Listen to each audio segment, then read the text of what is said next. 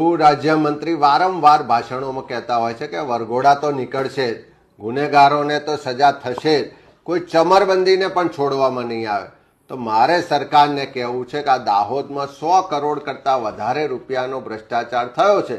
મંત્રીના પુત્રની ધરપકડ થઈ છે, તો એમનો વરઘોડો નીકળશે કે કેમ? એમને રિકન્સ્ટ્રક્શનના નામે દરેક સાઇટો પર જ્યાં કોઈ એક પથ્થર પણ નથી મુકાયો, 1 ફૂટ પણ કામ નથી થયું ને કરોડો રૂપિયા ચૂકવવામાં આવ્યા છે, એવી દરેક ગામની દરેક જગ્યાઓ પર ફેરવવામાં આવશે કે કેમ? તમે નાના લોકોના વરઘોડા કાઢીને વાહવાહી કરો છો. તમારા જ મંત્રીમંડળના સાથીને એમના પુત્રનો વરઘોડો કાઢી બતાવો તો ગુજરાતની પ્રજાને લાગે કે આ સરકાર ખરેખર કામ કરે છે, ખરેખર તટસ્થતાથી કામ કરે છે. જો ખાલી સામાન્ય લોકો માટે કાયદો હોય ને તમારા મંત્રીમંડળના સાથીઓ માટે કાયદો જુદો હોય, એ પણ આવનારા સમયમાં ગુજરાતની જનતા જોશે અને એનો જવાબ પણ માગશે. આજે રાજ્ય કક્ષાના મંત્રી બચુભાઈ ખાબડના પુત્રની ધરપકડ થઈ છે, ત્યારે અમને સંતોષ કંઈક અંશે થયો છે કે જે વિધાનસભામાં અમે રજૂઆત કરી હતી, પુરાવા રજૂ કર્યા હતા, એના રેકોર્ડ પણ આજે વિધાનસભામાં છે. ત્યારે સરકારે ગંભીરતાથી લઈને એમાં તપાસ કરી.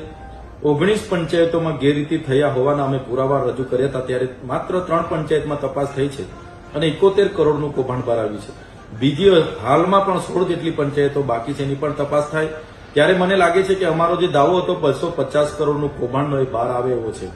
સાથે સાથે એમના પુત્રની જે એજન્સીઓ, એમના લાગતા વળગતાઓની એજન્સીઓ છે, તમામ લોકોની આમાં ધરપકડ થાય.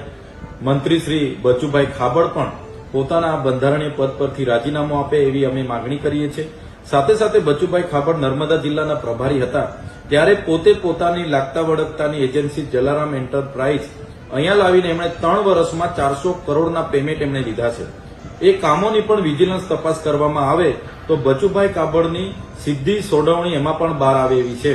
ત્યારે 100 માનવ દિન બિનકૃષક શ્રમિકોને રોજગાર આપવાની જે આ કેન્દ્ર સરકારની યોજના છે, આવા જ મંત્રીઓ, એમના મળતિયા, એમના પરિવારને લાગતા વળગતા લોકોના લીધે સમગ્ર ટ્રાયબલ વિસ્તારમાં હજારો કરોડના કૌભાંડો કરવામાં આવ્યા છે. એમાં એમના મોટા ગજાના નેતાઓ, સંગઠનના માણસો અને એમની એજન્સીઓની આમાં ખૂબ મહત્વની ભૂમિકાઓ છે.